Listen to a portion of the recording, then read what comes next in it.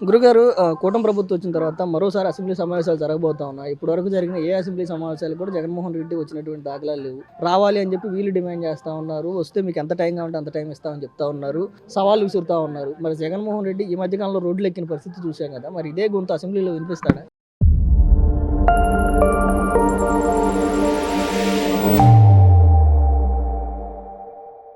ఆయన అసెంబ్లీలో వినిపించేవాడైతే ఫస్ట్ నుంచి అసెంబ్లీకి వెళ్ళేవాడు. అసెంబ్లీకి వెళ్లకుండా ఊరక బజార్లో జనాన్ని పోగేసుకొని ఊరక ర్యాలీలు తీసుకొని దానికోసమే ఆయన చేసేది. అసెంబ్లీకి వెళ్ళి గట్టిగా మాట్లాడదామనే ఉద్దేశం. ఆ 11 మంది అసెంబ్లీ వెళ్ళాలి. వెళ్ళి దాంట్లో కూర్చున్నప్పుడే తెలిసింది అసెంబ్లీ సంగతి ఏందనేది. అది నువ్వు వెళ్లకుండా నేను నాకు ప్రతిపక్ష హోదా ఈ ప్రతిపక్ష హోదా ఇస్తే వస్తాను, నీకు జనమే ఇలా ప్రతిపక్ష హోదా, వాళ్ళు ఎట్లా ఇస్తారు? జనం 18 మంది అసెంబ్లీ సభ్యులు ఇస్తే నీకు ప్రతిపక్ష హోదా వచ్చింది. అసలు నీకు అక్కడ వాళ్ళు ఇవ్వనప్పుడు జనమే ఇవ్వలేదు. నీకు జనమైనప్పుడు నీకు ప్రతిపక్ష హోదా ఎట్లస్తారు? లేదా అక్కడ పోయి పోరాడినప్పుడు జనానికి ఆటోమేటిక్ ఎక్కిద్ది. అబ్బాయి జగన్మోహన్ రెడ్డి కూడా అసెంబ్లీకి వెళ్తాడు, పోరాడుతున్నాడు. అప్పుడు అని నువ్వు అసెంబ్లీకి వెళ్ళకుండా నేనే చిన్నపిల్లాడు కలిగినట్టు అలుగుతావు, నాకు పొత్తే వస్తాను లేకపోతే లేదు. ఈ చెప్పడం కరెక్ట్ కాదు కదా.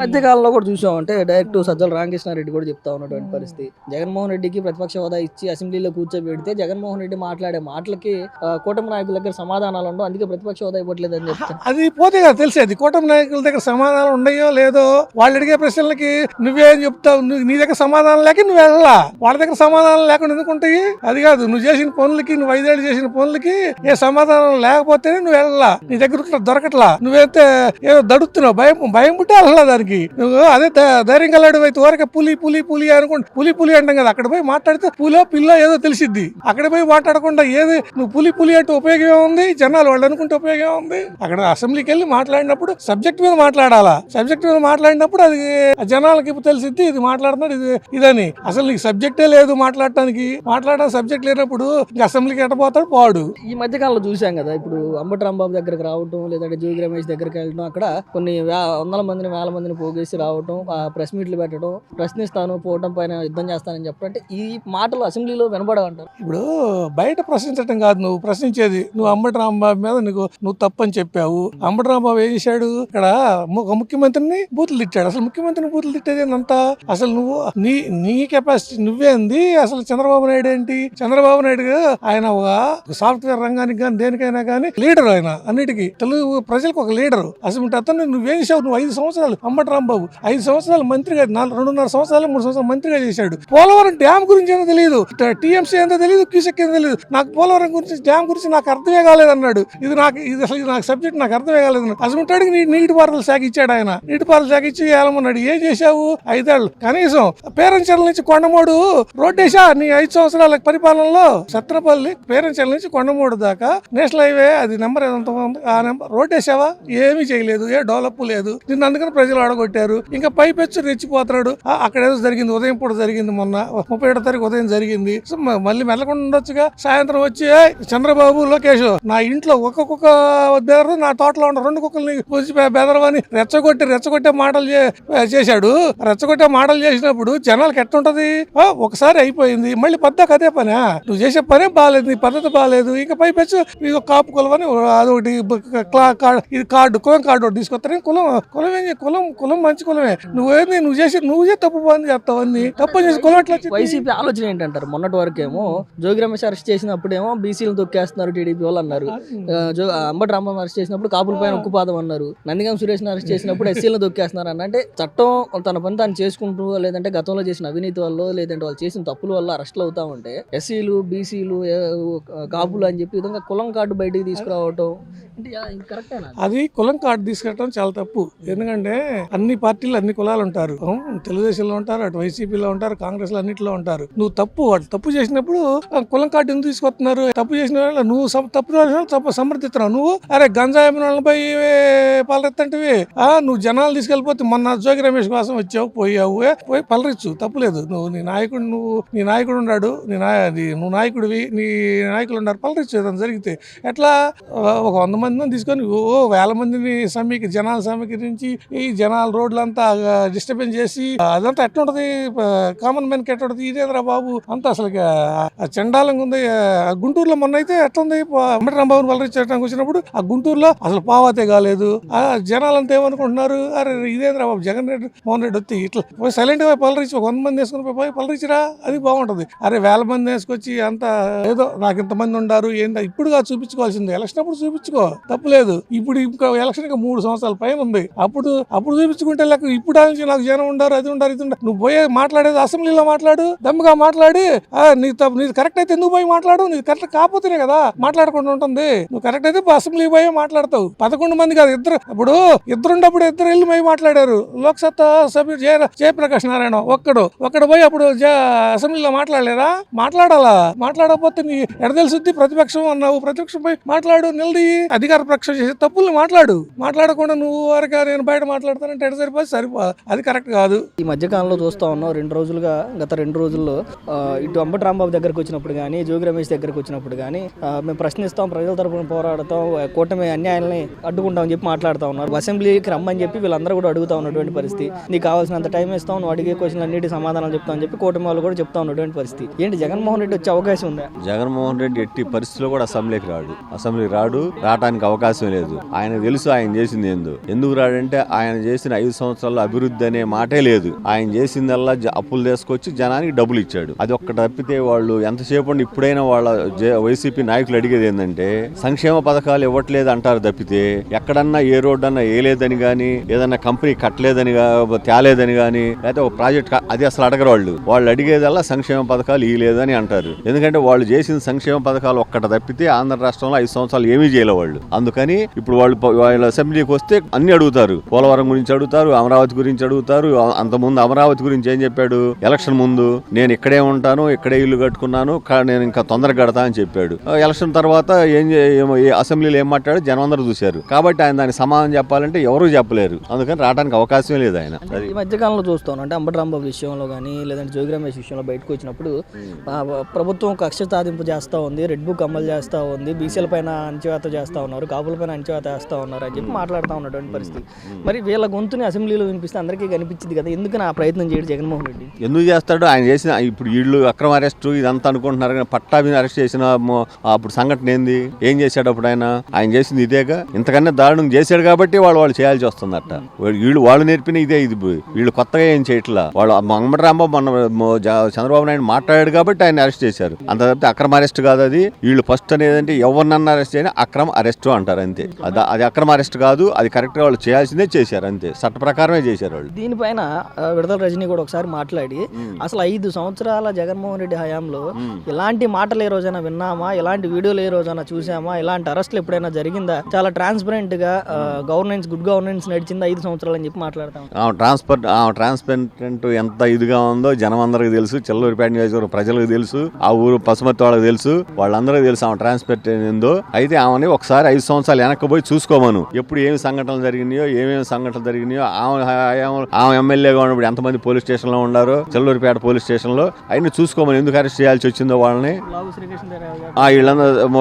ఈ శ్రీకృష్ణదేవరాయలు గారి ఇదేందో ఆయన ఎప్పుడు కూడా డబ్బుల కోసం ఆయన రాజకీయం చేయలే. ఆయన పేరు కారు పైన దాడి చేయించు ఎన్ని చూశారు చెల్లూరిపేట నియోజకవర్గం ప్రజలు. ఇవాళ ఆమె చెబితే ఉపయోగం ఉంది, చెప్పొచ్చు. వాళ్ళు చెప్పే కొన్ని జనానికి అర్థం అవుతుంది వీళ్ళు ఎంత ఫ్రాడ్ గా మాట్లాడుతున్నారు అనేది. వాళ్ళ మాటల్లోనే జనం అర్థం చేసుకున్నారు. వీళ్ళు ఏదో అనుకుంటున్నారు, మేమేదో మాట్లాడుతున్నాం, మేమేదో మైకుల ముందు మా మైకులు పెట్టుకొని మేము అనుకుంటున్నారు కానీ జనానికి మొత్తానికి తెలుసు ఎవరేందనేది, ఎవరు ఏం చేస్తున్నారు, రాష్ట్రాన్ని ఎవరు డెవలప్ చేస్తున్నారు, రాష్ట్రానికి అందరికీ తెలుసు, ప్రజలందరికీ. విడుదల రజనీ మాట్లాడిన దాంట్లో కానీ, జగన్మోహన్ రెడ్డి మాట్లాడిన దాంట్లో కానీ, గత 5 సంవత్సరాల్లో మాచర్లో బోండా ఉమా బుద్ధ వెంకన్న పైన జరిగిన దాడి కానివ్వండి, లేదంటే పట్టాభి గారి పైన జరిగిన దాడి కానివ్వండి, టీడీపీ కేంద్ర కార్యాలయం పైన జరిగిన దాడి కానివ్వండి, చంద్రబాబు ఇంటి ముట్టడి కానివ్వండి, ఇలా చెప్పుకుంటూ పోతే గన్నవరం టీడీపీ ఆఫీస్ తగలబెట్టడం కానివ్వండి, ఇవన్నీ గుర్తులేదా, లేదంటే ప్రజలకు చెప్పడం ఇష్టం లేదా? గుర్తు వాళ్ళకి తెలుసు, ప్రజలందరూ తెలుసు. కానీ వాళ్ళు ఏమనుకుంటున్నారంటే ప్రజలకి తెలియదు అనుకుంటున్నారు. వాళ్ళందరికంటే ఎక్కువ తెలుసు ప్రజలకి. ఈ ఓట్లు వేసే వాళ్ళకి ఒక 10 పాయింట్లు గుర్తుంటే జనానికి 20 పాయింట్లు గుర్తుండే. ప్రతి పాయింట్ జనం గుర్తుపెట్టుకుంటున్నారు. ఇప్పుడు ఏ నాయకుడు ఏం చేస్తున్నాడా, ఎవరు ఎట్లా బిహేవ్ చేస్తున్నారా అనేది అందరికి తెలుసు. వాళ్ళు చెప్పుకొని మైకులు వాళ్ళంటే వాళ్ళు మైక్ పెట్టి చెప్పుకుంటున్నారు. తప్పే ఉందంటే జగన్మోహన్ రెడ్డికి అందరూ చెప్తా ఉన్నారు, స్పీకర్ చెప్తా ఉన్నారు, లేదంటే మంత్రులు చెప్తా ఉన్నారు, ఇక్కడ ఉన్నటువంటి నిన్న గొడవ జరిగిన తర్వాత గల్లా మాధవి గారు కూడా చెప్తా ఉన్నారు, మీకు కావాల్సినంత టైం ఇస్తారు, ఎన్ని గంటలు కావాలంటే అన్ని గంటలు మాట్లాడటానికి అవకాశం ఇస్తారు. స్పీకర్ గారు కూడా ఆ మాట ఇచ్చారు, మీరు రండి అని చెప్పి మాట్లాడుతూ ఉన్నటువంటి సందర్భంలో కనీసం అంటే మాజీ ముఖ్యమంత్రిగా కాకపోయినా కనీసం ఒక పులివెందుల ఎమ్మెల్యేగా అయినా ఆ నియోజకవర్గానికి సంబంధించి సమస్యల గురించో లేదంటే పరిష్కారాల గురించో అసెంబ్లీకి ఎందుకు వెళ్ళి కనీసం నైతిక బాధ్యత ఉంది కదా. నైతిక బాధ్యత ఉంది అంటే బాధ్యత ఉండే వాళ్ళకైతే ఉంటది. అసలు మాకు ఆ బాధ్యతతో మాకు సంబంధం లేదు, ఈ జనంతో మాకు సంబంధం లేదు అనుకున్న వాళ్ళకి బాధ్యత ఏముంటది అక్కడ. ఇప్పుడు మాట్లాడితే ఏమంటారు, మాకు అపోజిషన్ ప్రతిపక్ష హోదా ఇస్తే వస్తా ఉంటారు. ఏమంటే నేను కూడా నాకు ఎమ్మెల్యే పదవిని నేను మంచి చేస్తా అంటే ఇస్తారండి ఎవరన్నా? అంత మాత్రం తెలియకుండా కూడా రాజకీయం చేస్తున్నారు. దానికో ఇప్పుడు నువ్వే చెబుతావు, అంత ముందు అసెంబ్లీలో నువ్వే చెప్పావు 18 మంది కనుకుంటే చంద్రబాబు నాయుడు 3 లాక్కుంటే ప్రతిపక్ష హోదా పోయిద్దని నువ్వే చెప్పావు. ఇవాళ నేను మంచి చేయడానికి నాకెందుకు ఇరంటావే, నీకెందుకు దాని కావాల్సిన సంఖ్యాబలం వస్తే నువ్వు ఇచ్చే నువ్వు వద్దన్నా ఇస్తాడు స్పీకర్ గారు. దానికి రాలేదు కాబట్టి ఇట్లా. అంతేగాని నేను జనం కోసం పోరాడుతుంటే నాకెందుకు ఇరంటే నేను కూడా జనం కోసం నాకు ఈ ఎమ్మెల్యే టికెట్ నువ్వు ఎమ్మెల్యే సీట్ నా కోరకనే ఇస్తావా? ఎమ్మెల్యే సీట్ ఎట్టొచ్చింది నాకు, నేను జనంలో నిలబడాలి, దాని ఓట్లు జనం నాకు అవతల కంటే ఎక్కువ వేయాలి, అప్పుడు నాకు ఎమ్మెల్యే పోస్ట్ వచ్చింది. అంతేగాని నేను జనం కోసం చేస్తా అంటే ఎమ్మెల్యే టికెట్ పోస్ట్ ఇస్తారా? ఆయన అడగటం అట్టుందన్నమాట. వాళ్ళు రానంత మాత్రం ఏం పోదు. కానీ అసెంబ్లీకి జగన్మోహన్ రెడ్డి గారు ఎందుకు రావట్లేదు అనే సంగతి ప్రజలందరికీ తెలుసు. జగన్మోహన్ రెడ్డి గారు రాకపోయారు, మిగతా 10 మంది ఎమ్మెల్యేలు కూడా అడిగా అయినా సమస్య లేదు. ఒక్క ఎమ్మెల్యేని కూడా గేటు తాకితే ఊరుకోడు. ఆయన మాట కాదని వస్తారు ఎమ్మెల్యేలు. వాళ్ళకు ఉంది పోవాలని, 10 మందికి పూర్తిగా పోవాలని. అసలు ఇప్పుడు నేను చదువుతున్నదే వాళ్ళకి జనం అవసరాలు పడితే వాళ్ళకి జనం అవసరాలతో సంబంధం లేదు, జనంతో సంబంధం లేదు. జనం ఏమన్నా అయిపోని వాళ్ళ పంతం ఏంటంటే నాకు హోదా ఇవ్వాలి, నాకు పదవి కావాలి, నాకు ప్రతిపక్ష హోదా ఇస్తే వస్తా నేను, లేకపోతే రాను. వాళ్ళ జనం సమస్యలు పట్టి జనం ఏమైపోయినా వాళ్ళకి ఏం ఇబ్బంది లేదు. వాళ్ళకి కావాల్సింది ఏంటంటే ఆ పదవి రావాలంటే దానికి కావాల్సిన సీట్లు రావాలి. నీకు రాలేదు ఇవంటే ఎట్టిస్తారు? దానికి లెక్క ఉంటుందో ఉందగా అసెంబ్లీలో. అది లేకుండా నువ్వు నాకు ఈ లేదంటే జనం చూసేవాళ్ళు అర్థం అవుతుంది ఎందుకు పోవట్లేదు నువ్వు అనేది. Thank you sir. మేడం, గత 10 రోజులుగా చూస్తూ ఉన్నాం వైఎస్ఆర్సీపీ నాయకులు కానీ లేదంటే వాళ్ళు చేస్తున్నటువంటి ఇవన్నీ చూస్తూ ఉన్నట్టు అసెంబ్లీ జరగబోతా ఉంది. ఏంటి అంటే మళ్ళీ ఇప్పుడు ఇక్కడ బయట అడుగుతున్నట్టుగా అసెంబ్లీకి వెళ్ళి అడిగేటువంటి పరిస్థితులు ఏమైనా ఉన్నాయా? జగన్మోహన్ రెడ్డి అసెంబ్లీకి వెళ్తాడా? మరి ఈ రాష్ట్రంలో వైసీపీ పార్టీకి వచ్చిన 11 మంది ఎమ్మెల్యేలు అసెంబ్లీకి వెళ్ళి ప్రజా సమస్యల మీద గళం విప్పుతారా లేదని ప్రజానీకం కూడా ఎదురు చూస్తుంది. ఈ పరిస్థితుల్లో మొన్న గుంటూరు వచ్చారు, అంబటి రాంబాబు కుటుంబాన్ని పరామర్శించడానికి వచ్చిన వాళ్ళు ఒక మందనేసుకుని వచ్చారు. వాళ్ళు ఎట్లా వచ్చారు? స్వచ్ఛందంగా వచ్చిన వాళ్ళు కాదు, కిరాయి గూండాలు. వాళ్ళకి మందు పోయించి పలావ్ ప్యాకెట్లు ఇచ్చి గంజాయి తాగిపించి తీసుకొచ్చి ఇక్కడ వీరంగం చేశారు గుంటూరులో. అది ప్రతి ఒక్కళ్ళు గమనించారు, ప్రతి ఒక్కళ్ళకి తెలుసు. మధ్యలో ఉన్నటువంటి పోలీసులను ఇష్టం వచ్చినట్టు మాట్లాడటం జరిగింది. మరి ఈ రోజున సరే అవన్నీ తీసి పక్కన పెట్టినా కూడా ఆ ఎపిసోడ్ అయిపోయింది కాబట్టి ప్రజా సమస్యల మీద ఈ వైసీపీ వాళ్ళు నిలబడతారా లేదా, ప్రజా సమస్యలు ఏవైతే ఉన్నాయో అవి పరిష్కారానికి వాళ్ళ గళం విప్పుతారా లేదా? లేదు. మరి తిరుపతి లడ్డే ఉంది, మరి దాంట్లో వాళ్ళు ఏం చేయలేదని చెప్తున్నారు. దానికి మరి వీళ్ళు ఆన్సర్ చేస్తారా?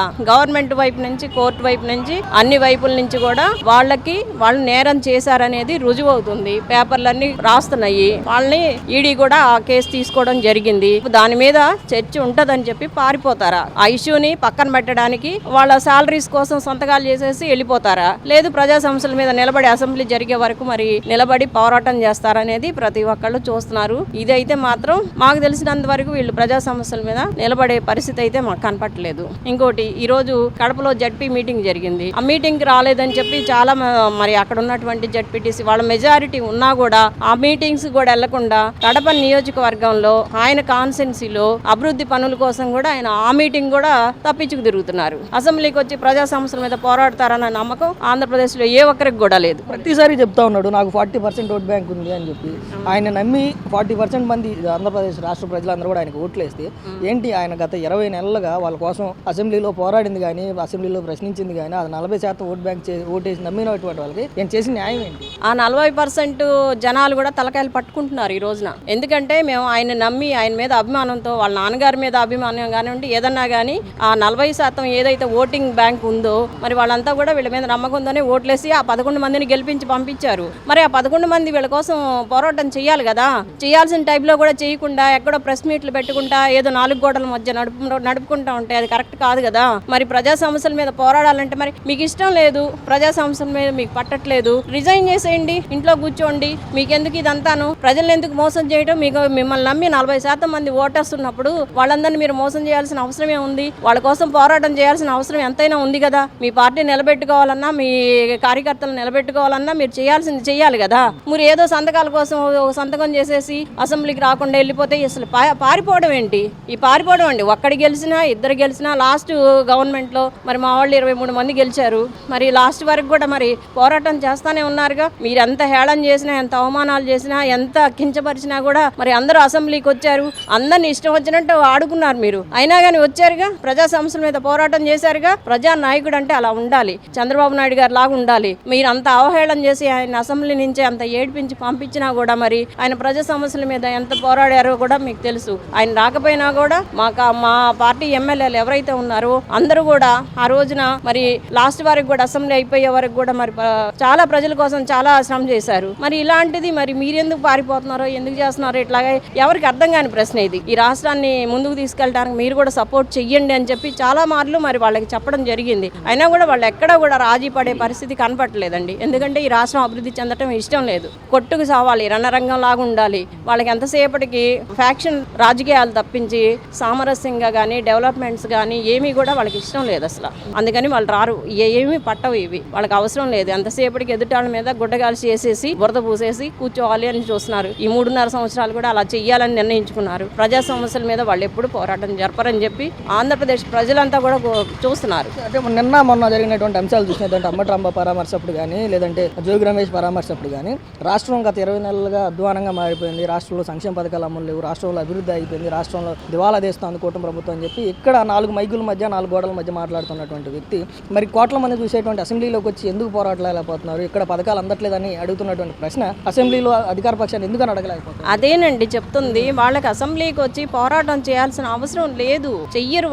వాళ్ళు 4 గోడల మధ్య ప్రెస్ మీట్లకే పరిమితం అవుతున్నారు. ఎందుకంటే మొన్న వచ్చి చూసాం మనం, అభివృద్ధి శూన్యం అంటున్నారు, ఇక్కడ ఏం జరగట్లేదు అంటున్నారు, అప్పులు చేసి అప్పులు మయం చేశారు అంటున్నారు. మరి అభివృద్ధి అనేది నిల్లు అంటున్నారు. అందరినీ మోసం చేస్తున్నారు, అబద్ధాలతో చంద్రబాబు నాయుడు గారు మోసం చేస్తున్నారు అని చెప్పి మరి వాళ్ళకి వచ్చిన భాషలో వాళ్ళకి ఇష్టం వచ్చినట్టు పచ్చి అబద్ధాలు మాట్లాడుతున్నారు. ఆయన నాయకులు ఎవరైతే ఉన్నారో అందరూ కూడా నోరు తెరిస్తే అబద్ధాలు తప్పితే ఒక్కళ్ళు పాజిటివ్ గా మాట్లాడే ఒక్క ఇష్యూ కూడా లేదనమాట. ఇట్లాంటి పరిస్థితుల్లో వాళ్ళు ప్రజల కోసం ఎందుకు పోరాటం చేస్తారండి? ఎంతసేపటికి తెలుగుదేశం వాళ్ళ మీద దాడి చేయటం, ఎదురు దాడి చేయటం, ఎంత వీలైతే అంత దాన్ని కవరేజ్ తెచ్చుకొని సింపతి సంపాదించుకోవాలన్న ఆలోచనలో ఉన్నారు తప్పించి వాళ్ళు ప్రజల సమస్యల పట్ల ఎట్టి పరిస్థితుల్లో వాళ్ళకి స్పందన లేదండి, నిల్లు.